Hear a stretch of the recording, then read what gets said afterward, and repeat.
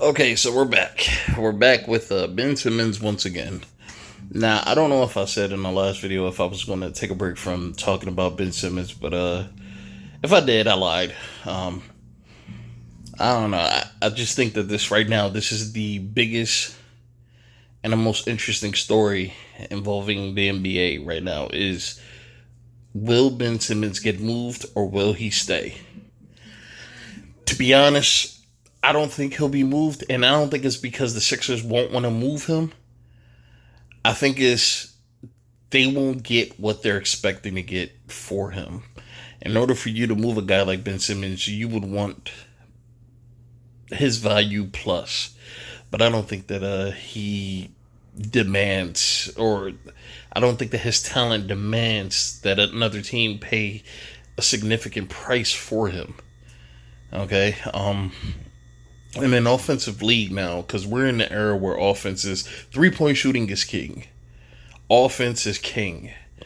And in that era, he is a huge liability because he can't shoot. I mean, and he has a decent low post game, but he doesn't take advantage of the matchups down there. So I don't know. I think that in order for you to move him, you would have to be able to take a loss. Now, probably not a big loss, but it would be a loss. But I don't know. Some people still consider Ben Simmons to be a superstar. So one team that's desperate enough, even if they're not expecting to win a title with him, they would probably bring him into to draw fans, draw fan interest. Fill the seats in the arenas to generate a bigger income. That could be a move that a team makes, like a Detroit Pistons or some team that has probably shooters. Like if any team makes a move for him, they would have to have a team full of shooters that just needs a facilitator. That's why I think Boston would be a great spot. But I don't think Boston would be willing to give up a lot for him. You put him in Boston and have him facilitate and get Jason Tatum and Jaylen Brown open shots, and he could defend the other team's point guards at an extremely high level, which would negate a lot of point guards, I would say, from being super effective against the Celtics. I mean, I think that would do wonders. I thought that the Celtics should have traded for Karl Anthony Towns before the end of the trade deadline, but they didn't. I thought that would have been a huge pickup. You pair him up with Jason Tatum and Jaylen Brown. I think they needed somebody else to make a serious run, but they didn't make the moves. They stuck with what they had for the most part, and it just clearly wasn't enough. So if I'm the Celtics, I'm looking maybe into getting Ben Simmons, but it depends on how much Philly is asking. But hey, we'll find out soon enough, I guess. Back here talking the future of Ben Simmons in Philadelphia, because the present ain't great. That after Ben's brutal showing in that second round series against the Hawks. And, well, let's face it, after now a couple years of failing to take that next step offensively, Fox Bet Sportsbook has the odds on... Did you see that? Did you see that fast break where he got the ball and he immediately went on a fast break? And I mean, within 3 to 5 steps, he was already at the rim dunking it. And it's not because I can't say that it's necessarily because he's a long player. Being 6'11" does give you certain advantages as far as the ability to go from one end to the other end quickly. Sorry, but his speed, he's very fast. To be that tall, to be that athletic, I mean, it's he would be a matchup problem if he utilized his low post game a lot more against smaller defenders. But we'll see what happens. We'll see what happens with this. This next team. Now here, this is the screen I wanted to get to. All right, so these are the teams that people or the odds makers are saying that they have the best chance of having Ben Simmons at the start of next season. Most likely he's going to be back in Philly, which is what I'm thinking, but for different reasons. I think the Blazers would be a terrible, terrible. It would be a terrible decision for Portland to invest in getting Ben Simmons. They're already guard heavy. They need a small forward, which Ben Simmons can't play that position because you need offense. Now defensively, and as far as a facilitator, sure he can play more of a Draymond Green role where he's not asked to do as much offensively, but he would be asked to get the other shooters open. But I mean, he would have to, at least with Draymond, he could generate a shot. Now Draymond is incredibly inconsistent with his shot, but at least he can knock down something. I think Ben is a huge liability on the offensive end. So, but not just that. They would have to give up a lot to get him. A lot more than what Portland has.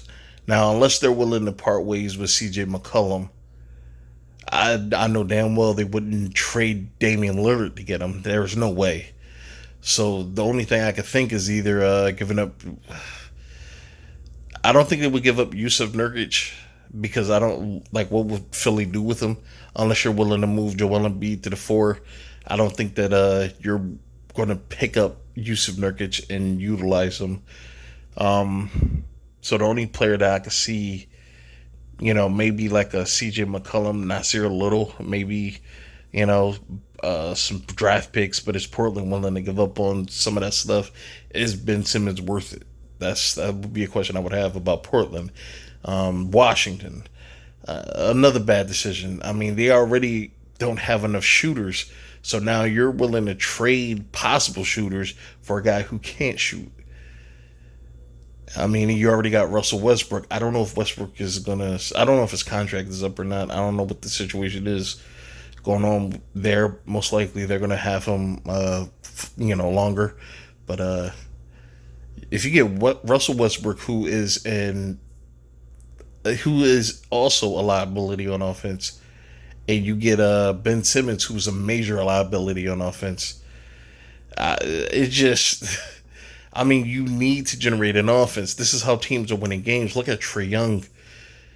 You got players that don't play any defense. Trae Young, Luka Doncic, who mainly is an offensive force. That's where they're making their money, and they're pretty much the futures of the league. Like, you need offense, but, the Thunder just traded for Kemba Walker, so I don't know if bringing in another point guard is a good idea. In order for them to utilize Ben Simmons, you have to have the open point guard spot. You're not going to put him anywhere else. He won't fit anywhere else. Can you really trust him to defend fours regularly, play the power forward position? Obviously, they can't because he would have been played the power forward position. They need him at the point because he's a major mismatch for other teams. So you will want to keep him at the 1. The Spurs, they're already depleted, so I think trading Ben Simmons to the Spurs, because the Spurs could be looking at lottery picks over the next couple of years. I mean, they have some decent talent, but I don't think that this team is honestly that good. Maybe they can make the playoffs once over the next couple of years or a few years, but I don't really see them doing much, so they're going to need their picks. I mean, the teams that are being proposed here, they don't really have enough. So I think these are long shots. I mean, this is why I said Golden State, Boston, or maybe the Lakers. If you can get Ben Simmons on the Lakers, pair him up with LeBron and AD, now you could take the ball out of LeBron's hand, which would, at least preserve him a little longer. But now you have a really good facilitator. I think they need to stop doing the LeBron James thing where LeBron James will take the ball at the top of the key, work his way down into the paint, and once the defense collapses, he kicks out to the open shooter. That stuff it's really not working as well unless you have another guy out there like an Anthony Davis that can draw defensive attention. But I don't know. Well, we'll see. We'll see what happens, man. We'll see what happens. I don't see any of these teams being a good spot, but we'll see. Or where he'd be next season. Sixers still the favorites, followed by Portland, Washington, then OKC, and San Antonio. So, Nick, Simmons' stock low right now. Would it be a smart move for the Sixers to trade him this offseason? Potentially, but as the world sits today, no. What Philadelphia needs to do, and let me preface this because I think people know that I'm close with Daryl and that I'm also close with some people in Ben Simmons' camp. I haven't talked to any of them about this, so this isn't me reporting anything. This is just my informed opinion on it. I think that Philadelphia is totally fine and would be smart to wait and see who the next disgruntled all-star caliber player is, and then play the Ben Simmons card. Now, obviously, but what team is going to be willing to trade an all-star, most likely with a even more well-rounded game than what Simmons has, and be willing to trade that player for possibly just Simmons, like a player swap? I mean, Philly would have to give up, if you're talking about an all-star, an all-NBA, or anything like that, you're talking about possibly Philly giving up even more. So now we're talking Simmons with draft picks, which, I don't know, man. This is what I think the Sixers should do. You keep Ben Simmons, you keep him in Philly. You bring in the best coaches, you bring in, former or active NBA players that can shoot the ball well, and you get Simmons to learn exercises, you learn workouts on how he can improve his jump shot and improve his, shot selection, be a little more consistent with his shot. Like, you need to, I think Philly has they have terrible facilities. They have terrible facility because the players don't develop the way they should. Like, look at Joel Embiid. Joel Embiid is a phenomenal player, but for some reason his conditioning is still unbelievably terrible. I mean, there's no way this guy should still be getting hurt as much as he's getting hurt. I mean, Steph Curry, when he got to the league, I mean, this dude had some pretty weak knees. But Steph doesn't miss as much time as, he used to have nagging injuries here and there. He doesn't miss as much time anymore. Even Simmons, after he got injured his rookie year, I mean, Simmons is relatively healthy for the most part. I mean, somebody needs to be brought in to teach Joel Embiid how to take better care of himself, how to manage himself a little better, or possibly, get surgery, like if he needs it. If he has deteriorating joints or, if he has a nagging injury, just get it fixed. But for some reason, man, that team has terrible facilities. They don't know how to manage their players good enough. And now you have two supposed superstars where one is hurt 24/7. You can't keep him healthy to save your life. You have to have him on minutes restriction just to keep him long term. And then you got another guy who can't shoot anywhere away from 2 or 3 feet from the basket. Like, once you get around 2 to 3 feet, this dude most likely is going to miss the shot. Like, they don't do a good enough job with managing the players, managing the talent, and developing it. I don't know who they have in their player developments section, but, whoever runs that doesn't do a good enough job. But,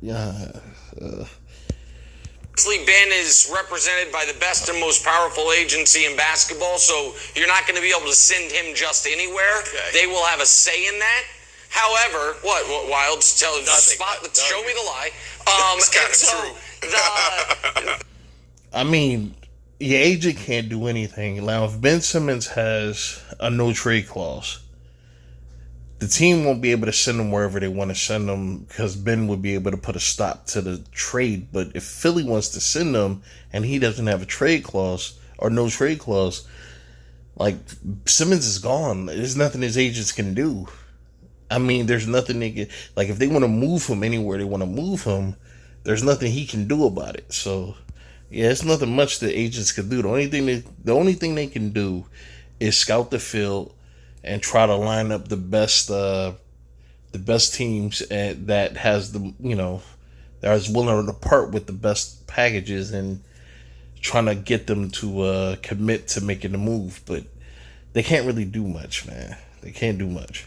I mean, it's true. It's accurate. I mean, it's just nothing but facts this morning, my friend. So they're going to have a say in that, meaning like if, for instance, if all of a sudden De'Aaron Fox came available, I think that would be... Why the hell? Why would Sacramento trade De'Aaron Fox for Ben Simmons? I don't care what else you're giving them. I don't care what else you're including into the package. Why would De'Aaron Fox be moved out of Sacramento just to bring Ben Simmons in?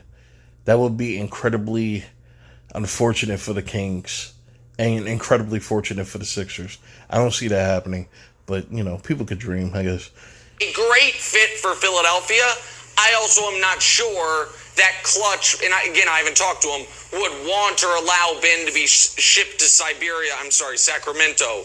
And so I do think there's going to have to be some needle threading here. But you don't sell an asset at its low point. And I don't mean to be, dehumanizing and talk about this guy as an asset, but you understand what I... That's what he is. That's all these players are. When it comes to the business world, everybody that works, every worker, it doesn't matter if you're a professional athlete or a secretary, you're an asset. That's all you are. Like, it is what it is.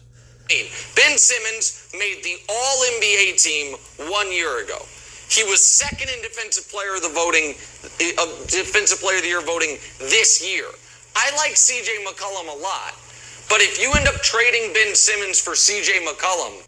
Can you really trust these votes? Can you really trust the voters, man? There's no way Ben Simmons should have gotten voted to the first team All-NBA at all. There's no way he should have been voted up there, but they put him up there because he's, as terrible as he is offensively, he still puts up 15, 10, and 9. Or 15, 9, and 8, or something like that. Like, he still puts up decent numbers, man, but they're empty. They don't contribute enough. Because right now, the Sixers, at some point, should have been able to get to the Eastern Conference Finals, and it just hasn't happened, but, When you were this close to trading Ben Simmons for James Harden, you will be getting 60 cents on the dollar for him. That is not... How the Houston Rockets would have deserved every criticism, every joke, they would have deserved all of it if they would have traded James Harden for Ben Simmons. I think that's ridiculous, but hey. Daryl Morey's history nor his MO, and Brandon, I don't think they look at it as the guy can never play another game in a Sixers jersey. So do I think he'll finish his contract with Philadelphia? I don't. But I also don't think they are rushing to make a rash decision when they know this is their best and biggest chess piece to move for this part of the Embiid era. See, my POV is just slightly different than yours, but we're saying the same thing. If they trade Ben Simmons, then they are rushing. But you're talking about value with your head, your head on, right? You're hitting it right on the head. I'm talking about more so development. A lot of times when our guys get to the pro league, we always think that they're supposed to be exactly what they're supposed to be. What about development? What about having a kid that is only 24, 25, and helping him go to the next level? So we think... Yeah, and I agree with that for the most part. Like Lamar Jackson, when you have Lamar Jackson who went to the perfect situation, he went to a team that was so ready to invest, so ready to put everything they had into make sure that he was successful, that he overachieved. I believe Lamar Jackson overachieved because the team was so invested in putting every resource they had into him. I think that it kind of overshadowed his flaws. It kind of it kind of highlighted what he did best and kind of took away attention from what it is that he was deficient in. And I think I think it hurt Lamar Jackson. And now Lamar Jackson got his first playoff win then, this season, but he couldn't do much else. And when we look at a Patrick Mahomes, who had during his second year, it was his first year starting, he won the MVP just like Lamar Jackson. And then the next year, which was last year or the year before, he was able to win a Super Bowl. But Lamar Jackson wasn't even able to make it to the conference finals, last year. So it's like people heap the praise on these young players, and they get their minds and they get their egos pumping, that they lose track of progression. And I said before, professional sports is about progression. It's about progressing as a player, getting better, getting to the next level. But for some reason, man, it's because people are infatuated with these athletes that they're so quick to tell them, "Oh man, I love you. You're so great. You're the best. You're this. You're that." And with the voting, all these different accolades like All NBAs and Pro Bowls and All-Star games, I mean, these things validate things that shouldn't be validated, like mediocrity. Like it validates these things, or being stagnant, So I think that's where Ben Simmons got led astray. Is that early on in his career, he was told how great he was. He was told, how much of a superstar he was, that he never really, and this is to the fault of him and the Sixers, that he never acknowledged what it was that he needed to work on and working on it. Now his shooting has always been an issue. His shooting has been an issue for years. And I've been saying this for years. You're never going to win with Ben Simmons because in his mind, there's nothing wrong with the way he plays. There is nothing wrong with the way he plays.